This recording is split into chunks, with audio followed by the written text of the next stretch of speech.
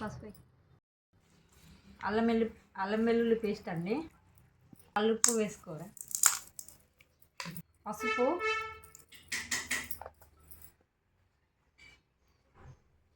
కారపొడి,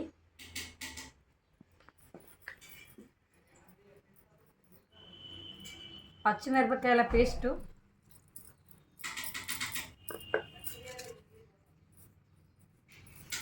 బిర్యానీ మసాలా,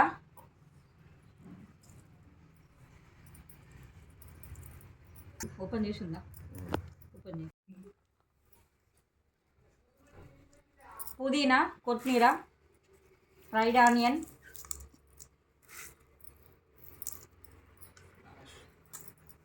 చిక్క నిమ్మకాయ,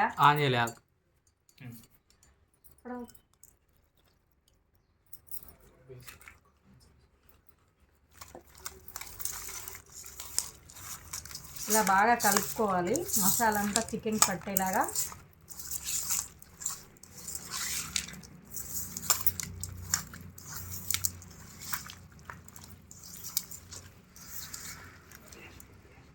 బిర్యానీకి అయితే ఎసరు పెట్టుకోవాలండి. 2 కేజీలకు సరిపడా వాటర్ అండి. ఈ వాటర్లో లవంగాలు, ఇలాచీలు, దాల్చిన చెక్క, అలాగే బగారాకు, 4 మిరపకాయలు, కల్లుప్పు వేసుకోవాలండి. అలాగే కొత్తిమీర, పుదీనా, కొంచెం అంతా అల్లం వేసుకుంటే చాలా బాగుంటుంది, టేస్టీగా ఉంటుంది. ఓకేనా?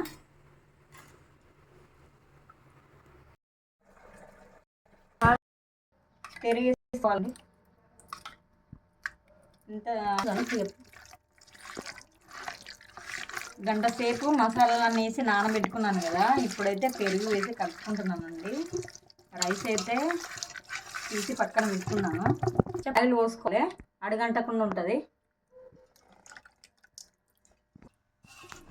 ఇలా మొత్తం సెడి చేసుకోవాలి.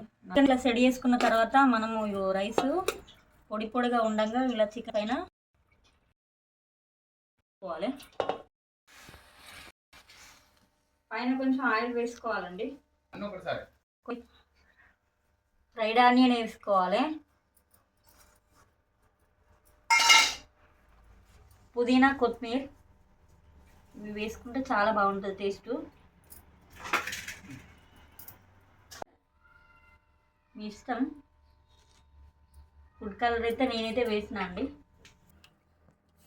హెయిర్ పోకుండా ఇట్లా క్లాత్ అయితే నాన్పి ఇలా వేసుకోవాలండి. పిండి కూడా పెట్టుకోవచ్చు, నేనైతే క్లాత్ పెడుతున్నా. ఓకేనా?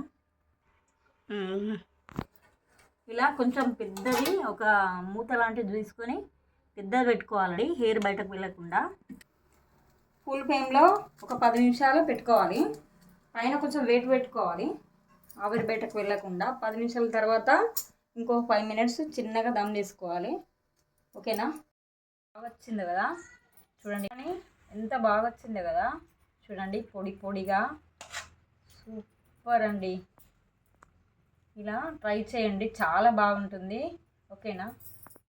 మేము కలవగా తెగ కలవరం, అసలిది కదా ఒక సంబరం, ఒక వరసలా కదిలిన క్షణం.